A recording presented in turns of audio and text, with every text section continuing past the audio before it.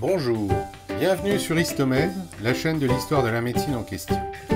Nous allons nous intéresser dans une série de vidéos, réunies dans une nouvelle playlist, à la médecine grecque, en commençant par répondre à la question de savoir quand et comment celle-ci est née.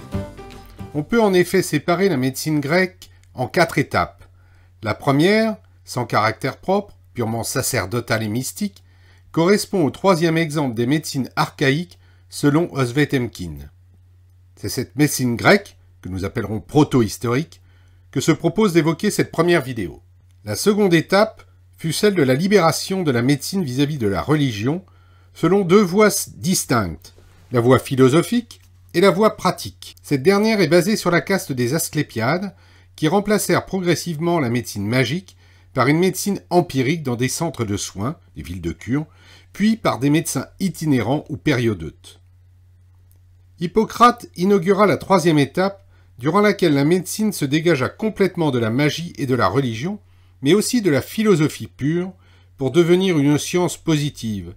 Il s'agit d'un changement de paradigme fondamental et de la première vraie révolution médicale. Nous l'aborderons dans 2 vidéos en essayant de répondre à la question de savoir si Hippocrate mérite son titre de père de la médecine. Dans la première, nous répondrons par la négative, mais nous consacrerons la seconde à prouver qu'il mérite néanmoins ce titre. La 4e étape est celle de la médecine hellénistique. Initiée par Hippocrate, cette médecine sur laquelle s'est construite notre médecine moderne se développa à Alexandrie pour connaître son apogée dans la Rome de Galien. Ces 2 étapes seront le sujet de vidéos dédiées. Nous allons donc évoquer dans cette première vidéo la médecine grecque proto-historique. Cette médecine archaïque, le 3e exemple de Temkin, après la médecine mésopotamienne et égyptienne, correspond à celle des civilisations crétoises de Minos, en moins 2000, ou de Mycène, à l'époque de la guerre de Troie, période où la médecine s'intégrait à la mythologie, à l'exemple de la médecine homérique, avec dieux, demi-dieux et héros tenus pour responsables des maladies, et notamment des épidémies comme la pestilence rapportée par les poètes et les écrivains, comme Hérodote, encore et toujours lui, mais aussi Thucydide, qui attribue la responsabilité à Apollon dans la propagation de la peste lors de la guerre avec Sparte, Ovide, qui évoque la peste d'Égine provoquée par Junon, Tite-Live quand il écrit « Quant à Rome, par une colère soudaine des dieux, elle est en proie à la maladie », ainsi que Plutarque, Pausanias, etc. D'autres punitions que la peste étaient volontiers d'origine divine. La cécité, l'épilepsie, maladie sacrée s'il en est, la folie, la lèpre, la stérilité et l'impuissance.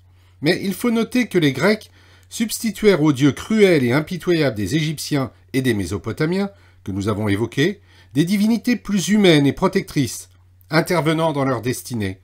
Parmi ces dieux, citons Zeus, le premier d'entre eux, Orphée et son disciple Musée, qui nous enseigna la guérison des maladies et des oracles, le titan Prométhée, vaincu par Zeus, condamné à être enchaîné à une montagne du Caucase et à se faire manger le foie pour avoir créé l'homme avec de l'eau et de l'argile, lui avoir donné la vie et surtout lui avoir transmis les savoirs enseignés par Athéna, comme la médecine.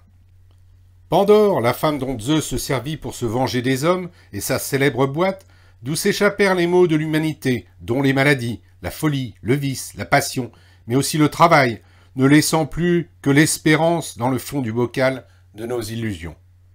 Héraclès, dont les flèches données par Apollon, que les malades venaient d'ailleurs consulter à Delphes, était réputé mortel. Il était également un peu hygiéniste, quand il assainissait les marais, mais aussi médecin, quand il utilisait la jusquiane blanche comme sédatif pour traiter son épilepsie. Enfin, Mélampe, roi de Pylos, magicien et médecin, initié au mystère des serpents, qui serait à l'origine de la présence de cet animal sur le caducée des médecins, mais nous verrons plus loin qu'il existe d'autres hypothèses. Sans oublier parmi les demi-dieux en rapport avec la médecine, le centaure Chiron, qui enseigna la médecine sur le mont Pélion, en Thessalie, à son principal disciple, Asclépios. Demi-dieu car Asclépios, avant d'être une chaîne YouTube sur l'histoire de la médecine que je vous conseille, vécut réellement en moins 1250 en Thessalie.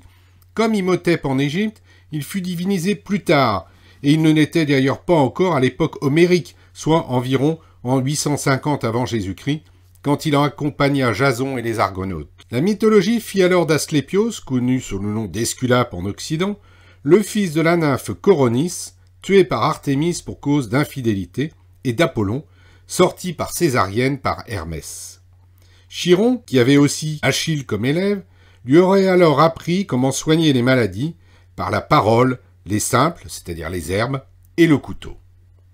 Asclépios s'avéra tellement efficace comme médecin qu'il vida les enfers d'Hadès.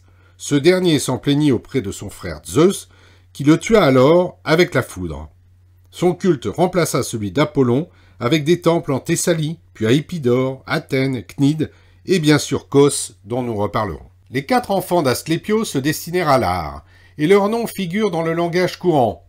Hygie pour l'hygiène, Panacée, celle qui guérit tout pour la pharmacie, Podalyre, l'ancêtre d'Hippocrate pour la médecine, Macaon pour la chirurgie, qu'il exerça notamment sur les blessés de la guerre de Troie, où il mourut. Bien sûr, il ne faut pas oublier dans la descendance d'Esculape et de Clio, Istomède. Si le mot panacée est rentré dans le langage courant pour désigner un remède universel, c'est pourtant la coupe d'Hygie, que l'on voit ici, qui est devenue le symbole de beaucoup de pharmacies et d'associations pharmaceutiques dans le monde, sous forme d'un patera ou bol médicinal, dans lequel boit un serpent enroulé autour de son pied. Symbole que l'on retrouve sur de nombreux timbres postaux du monde entier, avec ou sans Hygie, mais toujours avec le serpent. Serpent qu'on retrouve toutefois sur d'autres symboles concernant la médecine, comme le fameux bâton d'Esculape. Mais pourquoi le serpent, animal parfois dangereux, voire mortel, est-il le symbole de la médecine? Pour plusieurs raisons. Synonyme de vie et de vigueur parce qu'il possède la propriété de changer de peau, retrouvant ainsi l'apparence de la jeunesse, le serpent connaît les vertus des plantes médicinales où il se cache. Et en s'insinuant dans les fissures de la terre, jusqu'aux enfers, il est aussi censé connaître tous les secrets entourant la mort. Je vous rappelle qu'il symbolisait également l'harmonie de la vie sur la terre, possédant la sagesse et le pouvoir de guérison, notamment en Mésopotamie et en Égypte, mais aussi chez les Hébreux, à l'exemple de Moïse qui plaça un serpent d'airain sur une perche pour que quiconque ayant été mordu par un serpent le regarde pour conserver la vie. Mais n'oublions pas que le serpent était aussi une incarnation du diable, notamment depuis Adam et Ève, avec de très nombreuses représentations. Alors, pourquoi le bâton d'Esculape? La légende rapporte qu'Esculape, Asclépios, voyant un serpent se diriger vers lui, tendit son bâton autour duquel l'animal s'enroula. Asclépios frappa le sol et tua la bête. Un second serpent apparut, tenant dans sa bouche une herbe mystérieuse avec laquelle il sauva son congénère, révélant à Asclépios la vertu médicinale des herbes. Raison pour laquelle le bâton d'Asclépios est aujourd'hui confondu avec le caducée d'Hermès, baguette de laurier ou d'olivier, surmontée de 2 ailes et entourée de 2 serpents entrelacés. La légende rapporte qu'Apollon échangea avec Hermès, son demi-frère, une baguette en or contre une lyre, et qu'Hermès utilisa un jour pour séparer 2 serpents qui s'y enroulèrent en sens inverse. Le caducée devint donc l'un des attributs d'Hermès, dieu du commerce et des voleurs dans la mythologie grecque, car les serpents symbolisent aussi la ruse. Comme en témoignent les ailes, Hermès était aussi le messager des dieux et, à ce titre, le premier postier.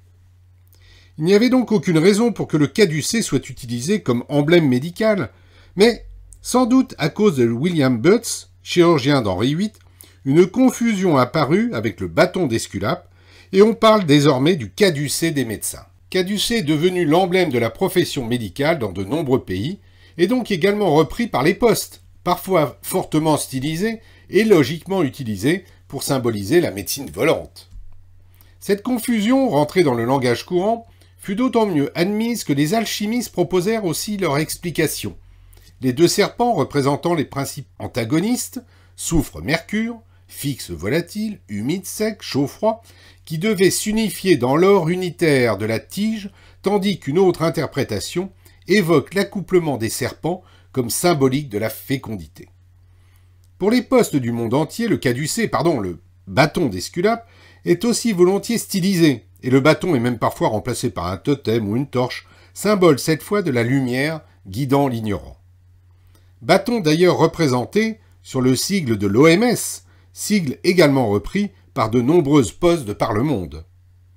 Mais après cet aparté sur le bâton d'Esculape, le caducée et son symbole en médecine, revenons à la médecine grecque des temps anciens, celle d'Homère. On ne peut en effet évoquer cette période sans évoquer les poèmes d'Homère, c'est-à-dire vers moins 800, principalement l'Iliade et l'Odyssée, qui comportent de nombreuses informations médicales. Homère aurait lui-même été médecin pour certains, mais pour d'autres, il n'aurait jamais existé. Si Homère peut être considéré comme le témoin du passage de la médecine archaïque à une médecine rationnelle, la première est malgré tout prédominante dans son œuvre. On pourrait citer de nombreux exemples. Dans l'Iliade, par exemple, Apollon envoie une flèche mauvaise sur les Grecs devant Troie, en proie alors à une épidémie. L'épilepsie y est appelée mal sacré. Dans l'Odyssée, le sang noir qui coule d'une blessure d'Ulysse est arrêté par une incantation, tandis qu'Achille, disciple du centaure Chiron, qui fut, je vous le rappelle, le maître d'Esculape, meurt d'une flèche au talon. Il faut savoir que les dieux grecs agissaient comme des hommes.